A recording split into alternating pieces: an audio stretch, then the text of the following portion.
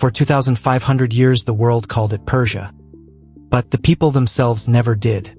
So how and why did Persia become Iran? This is the story no one told you. Persia, the name that conjures images of kings, poets, carpets, and empires. A word whispered in the courts of Europe, painted across history books, and romanticized in art. But inside the empire, the people themselves used another name. A name older, deeper, and hidden in sacred texts, Iran. So why did the world cling to Persia? Because outsiders wrote the story. The Greeks, the Romans, the scholars of the West, they chose the name of one tribe, the Persia, and made it stand for an entire civilization. Yet beneath that label, a nation carried its true identity, waiting for the moment it would rise again. That moment came in 1935. One decree, one decision, and the world's maps changed overnight. Persia was gone. Iran had returned. But why then? Why risk erasing a name that carried centuries of prestige?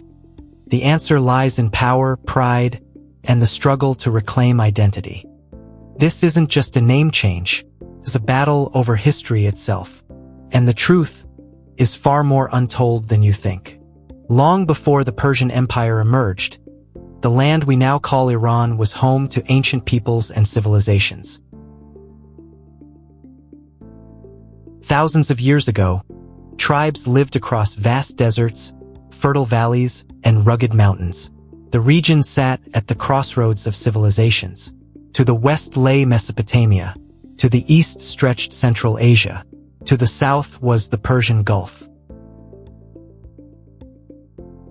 These lands became pathways for trade, migration, and conquest. For centuries, various peoples settled here, creating cultures that would eventually shape one of the world's greatest empires. Among these peoples were groups known as the Iranians. The word Iranian did not yet refer to a modern nation. Instead, it described related peoples who shared languages, traditions, and ancestry. Little did they know that their descendants would one day build an empire unlike anything the world had ever seen. Around 550 BC, a remarkable leader emerged. His name was Cyrus. Today he is known as Cyrus the Great. Unlike many rulers of his age, Cyrus was not remembered only for conquest. He was remembered for leadership. He united various tribes and kingdoms. He defeated powerful enemies. He expanded his rule across vast territories. Soon, his empire stretched farther than any empire before it. For many historians, Cyrus created the world's first true superpower. Yet what made him extraordinary was not only military success. It was his treatment of conquered peoples. Instead of forcing everyone to abandon their cultures, Cyrus often allowed local traditions to continue. This policy earned him loyalty across diverse regions. As his empire expanded, so did the fame of Persia. The Persian Empire became enormous. Its roads connected distant lands. Its administrators governed millions. Its armies inspired fear. Its wealth amazed visitors. The empire extended across 3 continents. Never before had so many different peoples lived under one ruler. Persia became a center of power. Its influence touched trade, culture, religion, and politics. Ancient travelers described magnificent cities. Among them was the legendary city of Persepolis. There, grand halls and towering columns displayed the empire's wealth. Delegations from across the world arrived bearing gifts. The empire appeared unstoppable. But greatness often attracts rivals. And soon, Persia would face one of its most famous enemies. To the west stood the Greek city-states, small compared to Persia, divided compared to Persia, yet determined to remain independent. Tensions grew. Then came war. The conflicts between Persia and Greece would become legendary. Battles such as Marathon, Thermopylae, and Salamis entered history. For generations, Western history focused heavily on the Greek perspective. Movies, books, and legends celebrated Greek resistance. As a result, many people came to view Persia only through the eyes of its enemies. Yet Persia remained one of the world's greatest powers. Even after military setbacks, its influence continued for centuries. The empire endured. But another storm was approaching. A young conqueror from Macedonia. His name was Alexander the Great. He was ambitious, brilliant, and relentless. When Alexander launched his campaign against Persia, few understood how dramatically history was about to change. Battle after battle, Persian forces struggled to stop him. Eventually, he captured Persepolis itself. The great capital was looted. Parts of it burned. An era came to an end. Many believed Persia's story was finished. But they were wrong. Empires can fall. Civilizations can survive. And Persia would survive. The flames that consumed Persepolis sent a message across the ancient world. The mighty Persian Empire had fallen. Its king was dead. Its capital had been looted. Its armies had been defeated. To many observers, Persia's story was over. Another great civilization had joined the long list of empires buried by history. But history has a habit of surprising us. Because while Alexander had conquered the Persian Empire, he had not conquered the Persian people. And that would make all the difference. For a brief moment, Alexander seemed unstoppable. His armies marched from Greece to Egypt, from Egypt to Mesopotamia, from Mesopotamia deep into Asia. Everywhere he went, kingdoms fell before him. Yet even Alexander could not escape fate. In 323 BC, at just 32 years old, he died unexpectedly in Babylon. One day he was ruler of the largest empire the world had ever seen. The next day he was gone, and with him vanished the glue that held his empire together. His generals immediately turned against one another. They fought bitter wars. Each wanted a piece of Alexander's vast empire. Soon the empire fractured into rival kingdoms. The dream of a united empire died almost as quickly as it had been born. Among the territories divided by Alexander's successors was Persia itself. The lands that had once belonged to Cyrus and Darius now fell under the control of a Greek dynasty known as the Seleucids. For the first time in centuries, Persia was ruled by foreigners. Greek culture spread throughout the region. Greek became a language of administration. Greek cities were founded. Greek customs gained influence. The rulers believed they could transform the conquered lands into a new Hellenistic world. Yet beneath the surface, something remarkable was happening. Persian traditions refused to disappear. Families continued speaking their languages. Ancient customs survived. Religious beliefs endured. Local communities preserved memories of the past. The conquerors controlled the government, but they never fully controlled the soul of the land. Years turned into decades. Decades turned into generations. And slowly, the grip of the Seleucid rulers weakened. Their empire stretched too far. Rebellions erupted. Enemies attacked from multiple directions. The once powerful dynasty began losing control. Then, from the northeastern frontiers, a new force emerged. A people few could have imagined would one day revive Iranian power. They were called the Parthians. The Parthians were skilled horsemen.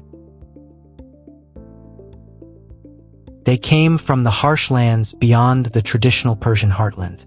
They lived tough lives. They knew war.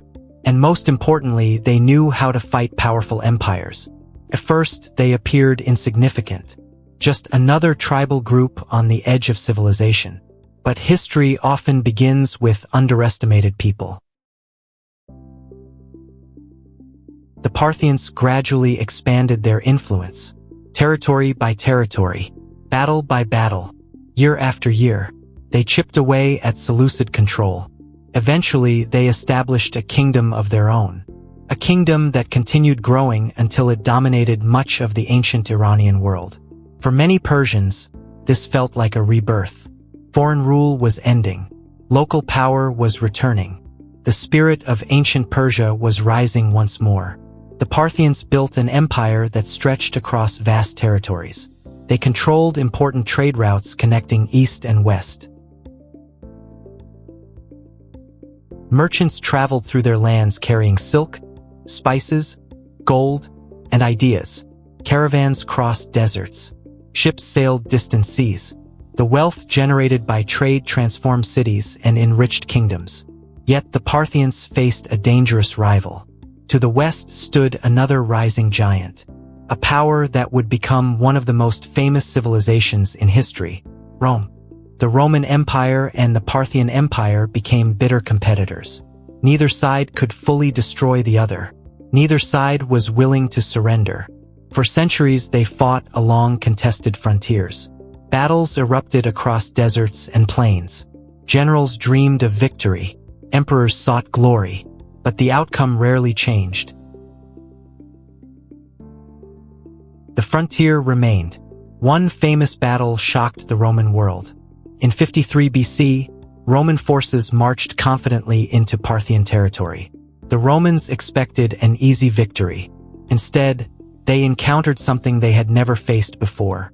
Master horse archers. Parthian warriors rode swiftly across the battlefield. They attacked from a distance. They struck with deadly accuracy. Then they vanished before Roman soldiers could respond. Again and again they repeated the tactic. Roman formations collapsed.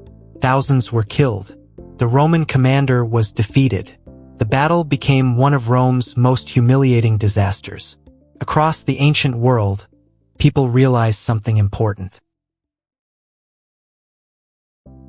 The lands of Persia were no longer weak. They were once again a major power. For nearly 500 years, the Parthians held their empire together. Yet eventually cracks appeared. Internal rivalries weakened the state. Powerful nobles challenged authority. Regional leaders competed for influence. The empire grew unstable. And as had happened many times before, a new force emerged from within. A force determined to restore the glory of ancient Persia. In the 3rd century AD, a leader named Ardashir challenged Parthian rule. He defeated rival kings. He united supporters. He proclaimed a new dynasty. This dynasty would become known as the Sasanian Empire. Many historians view the Sasanians as the true heirs of ancient Persia. Unlike the Parthians, they actively celebrated the memory of the old Achaemenid kings. They looked back to Cyrus. They looked back to Darius. They wanted to revive the greatness of the past. Under Sasanian rule, Persian culture flourished. Magnificent cities expanded. Architecture reached new heights. Art became more sophisticated. Trade prospered. The empire became one of the world's leading powers.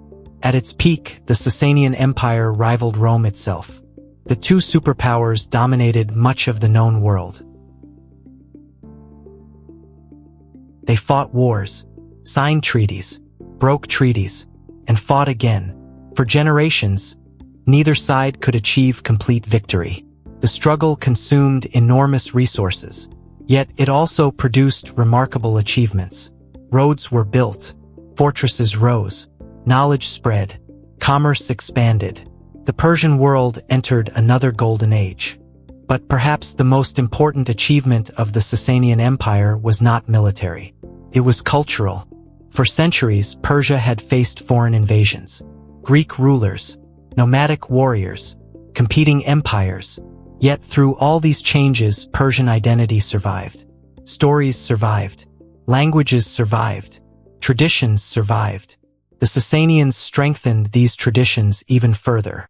They promoted Persian heritage. They preserved ancient knowledge. They encouraged a sense of continuity, linking their people to the great kings of the past. This continuity is one reason why Persian civilization endured when so many others vanished. Empires fell. Dynasties disappeared. Borders changed. Yet the civilization itself remained alive. Generation after generation carried it forward. Few people living at the time could imagine that an even greater transformation was approaching. A transformation that would change religion, politics, culture, and the future of the entire Middle East. From the deserts of Arabia, a new force was beginning to rise. A force that would challenge both Persia and Rome, and in doing so, reshape history forever. As the Sasanian Empire reached the height of its power, few people imagined that its greatest challenge would come not from Rome, but from the deserts of Arabia. For centuries, Arabia had existed on the edge of the great empires. To the north stood Rome. To the east stood Persia. These superpowers dominated trade, politics, and warfare. Most rulers paid little attention to the tribes scattered across the Arabian Peninsula. They saw them as distant desert peoples, too divided to threaten mighty empires. But history often changes in the places nobody expects. And in the early 7th century, something extraordinary happened.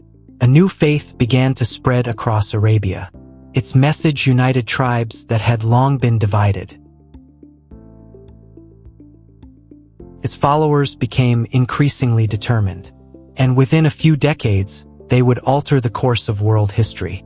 At the same time, the Persian Empire was exhausted. Years of war against the Roman Empire had drained its resources. Treasuries were empty.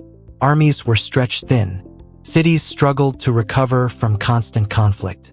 The empire still appeared powerful from the outside. Its palaces remained magnificent. Its kings still wore crowns of gold. Its armies still inspired fear. But beneath the surface, cracks were spreading. Political instability grew. Nobles fought for influence. Successions became chaotic. The empire was weakening at precisely the moment a new force was rising. It was a dangerous combination. In the 630s, Arab-Muslim armies began moving beyond Arabia. Their victories surprised everyone. One city after another fell. One kingdom after another surrendered. Soon they encountered the mighty Sasanian Empire. Many believed Persia would crush the newcomers. After all, the Persians possessed centuries of military experience.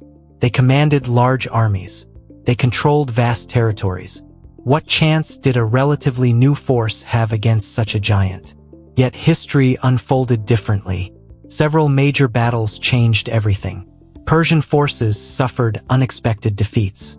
The empire struggled to organize effective resistance. Political instability made matters worse. Each defeat weakened morale. Each loss encouraged further advances. The momentum shifted rapidly.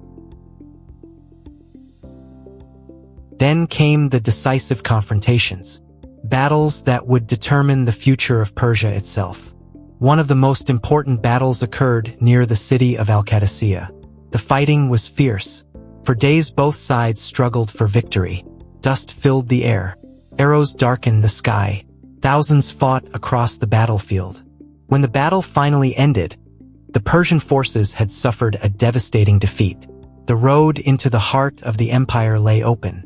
The consequences were enormous. Cities that had once seemed untouchable now stood vulnerable. Confidence in the government collapsed. Fear spread throughout the empire. The balance of power had changed.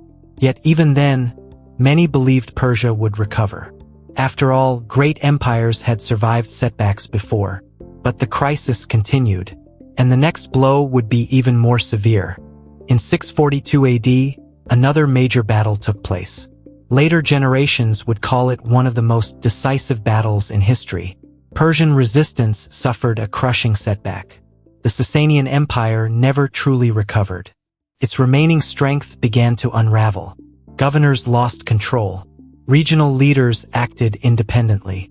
The central government weakened. What had once been one of the world's greatest empires was slowly collapsing. The last Sasanian ruler attempted to rally support.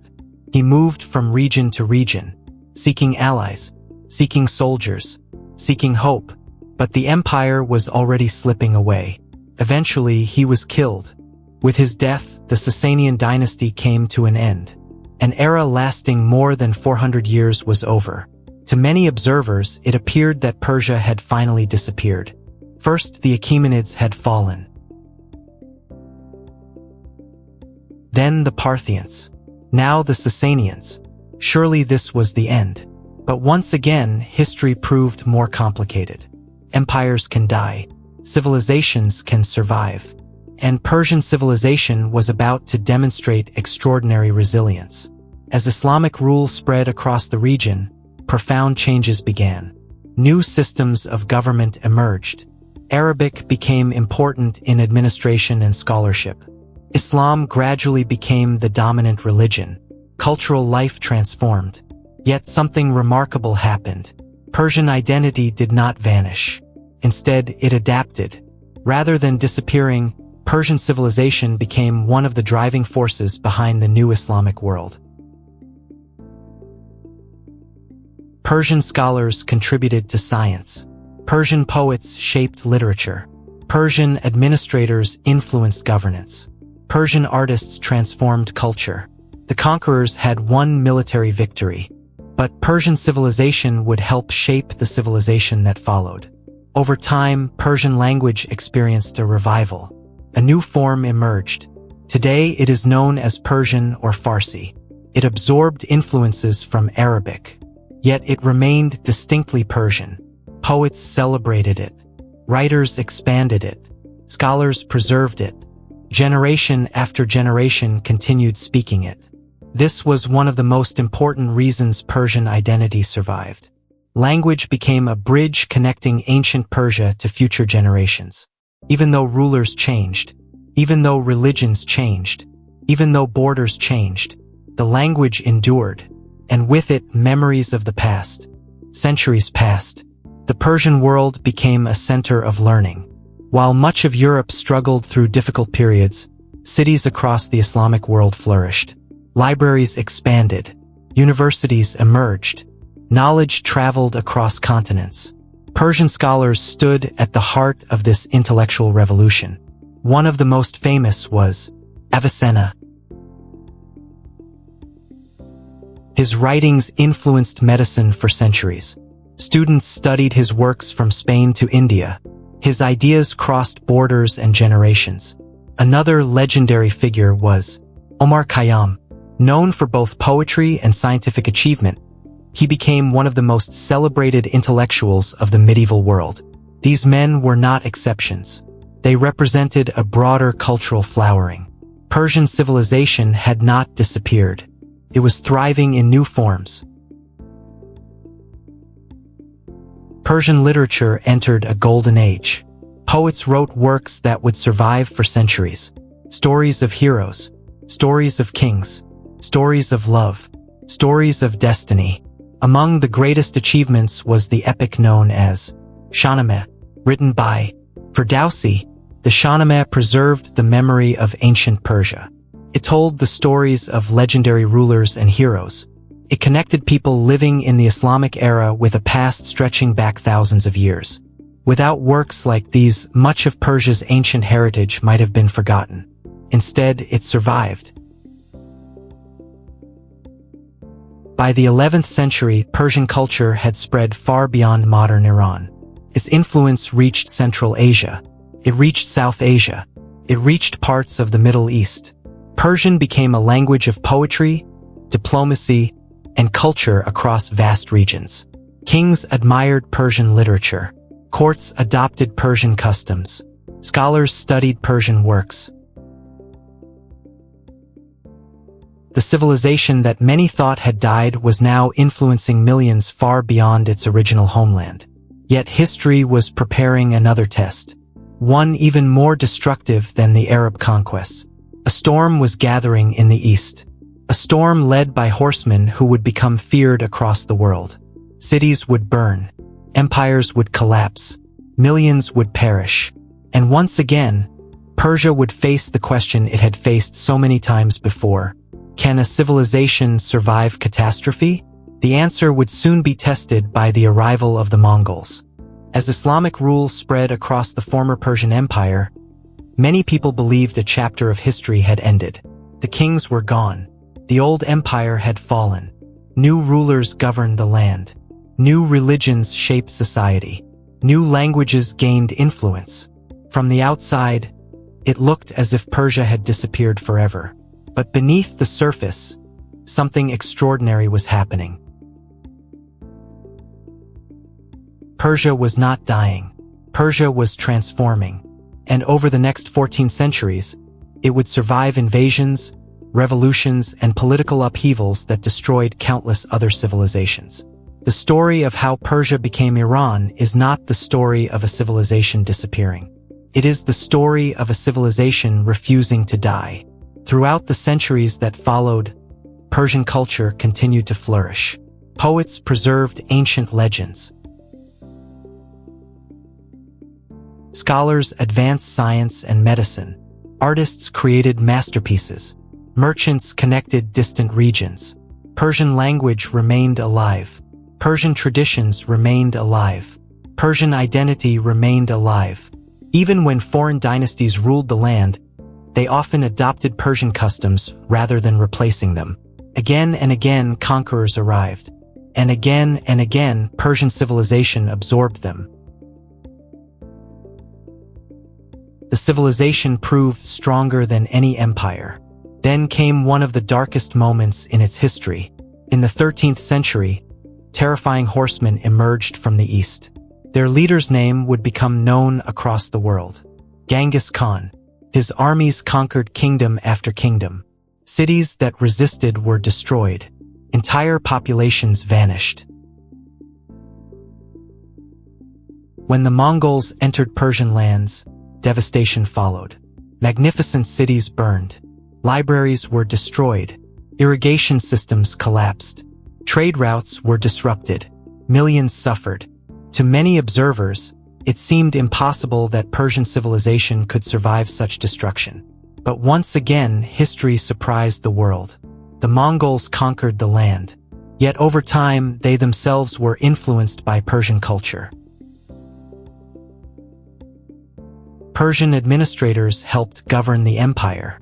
Persian scholars continued their work. Persian traditions endured. The conquerors changed the political landscape, but they could not erase the civilization beneath it.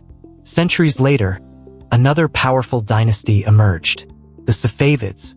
Under leaders such as Shah Abbasi, the region experienced a remarkable revival. New cities expanded. Trade flourished. Architecture reached extraordinary heights. Persian culture entered another golden age. For the first time in centuries, a powerful state once again united much of the Iranian world. The Safavids played a crucial role in shaping the foundations of modern Iran. Many of the cultural and political traditions associated with Iran today can trace their roots back to this era. The civilization had survived yet another challenge. But a new age was approaching. The age of global empires. European powers expanded across the world. Industrialization transformed economies.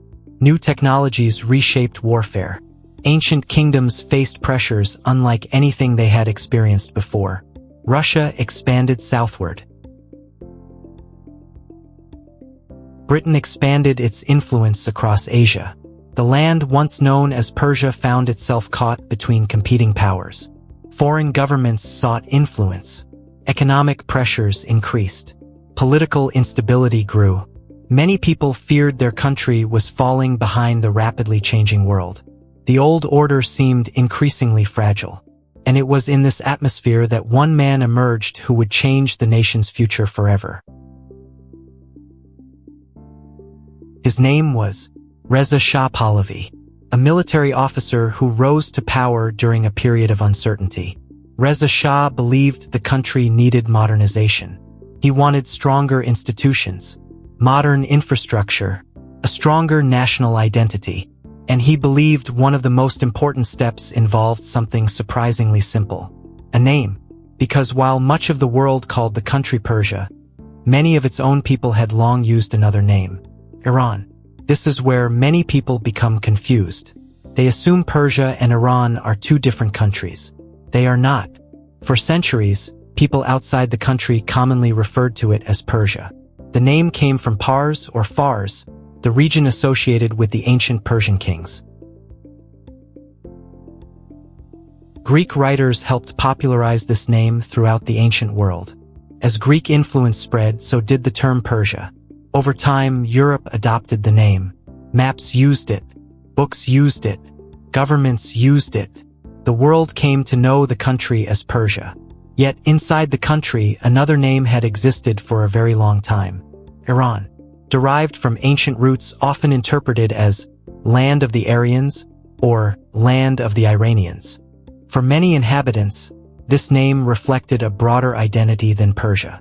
It connected them to a much older heritage. So while foreigners spoke of Persia, many locals spoke of Iran. Both names referred to the same civilization. The difference was largely one of perspective. Then came the year 1935. A decision was made that would change how the entire world referred to the country. Reza Shah requested that foreign governments officially use the name Iran in diplomatic communications. The change surprised many people. For centuries, the world had known the country as Persia. Suddenly, maps began changing. Diplomatic documents changed. Newspapers changed. International organizations changed. A name that had dominated global history for thousands of years slowly disappeared from official use. And so, to much of the world, it seemed as if Persia had become Iran overnight. But the reality was far more complicated. The country itself had not changed. The people had not changed. The culture had not changed. The language had not changed. Only the name used internationally had changed. Even after 1935, debates continued. Many scholars argued that the name Persia carried immense historical significance. Artists preferred it. Writers preferred it. Historians preferred it. Others believed Iran better represented the country's true identity. Eventually, a compromise emerged. Both names remained acceptable in different contexts. Officially, the country remained Iran. Culturally and historically, Persia continued to live on. Today, people still speak of Persian poetry, Persian carpets, Persian architecture, Persian cuisine, Persian history. At the same time, the modern nation is known internationally as Iran. The two names coexist. Neither completely replaced the other. And this brings us back to the question that began our journey. How did Persia become Iran? The answer is both simple and profound. Persia never actually became Iran. Iran had existed as a name for centuries. Persia had existed as a name for centuries. One was primarily used by outsiders. The other was primarily used by insiders. In 1935, the international community simply began using the name that many inhabitants had long used themselves. The civilization remained the same. The history remained the same. The people remained the same. The name changed. The nation endured. When we look across more than 2,500 years of history, one truth becomes clear. Empires rose and fell. Kings came and went. Capitals were built and destroyed. Invaders arrived from every direction. Greeks, Romans, Arabs, Mongols, Turks, Europeans. Yet through every challenge, something survived. A civilization, a language, culture, a memory stretching back to the age of Cyrus the Great. That is why Persia remains one of the world's oldest continuous civilizations. And that is why the story of Persia becoming Iran is not really a story about a nation changing its name. It is a story about survival, a story about endurance, a story about identity, a story about a civilization that refused to disappear. So the next time you hear the name Iran, remember that behind it stands the legacy of ancient Persia. Not a lost civilization, not a forgotten empire, but one of history's greatest stories still being written today. For over 2,500 years, The civilization we call Persia, Iran, has survived against all odds. Its name changed, its rulers changed, its borders changed, but its story continued. And perhaps that is the greatest lesson of all. Sometimes history's greatest civilizations do not disappear. They simply continue their journey under a different name. Thank you for watching Untold Earth. And remember, every place has a history, but some histories never truly end.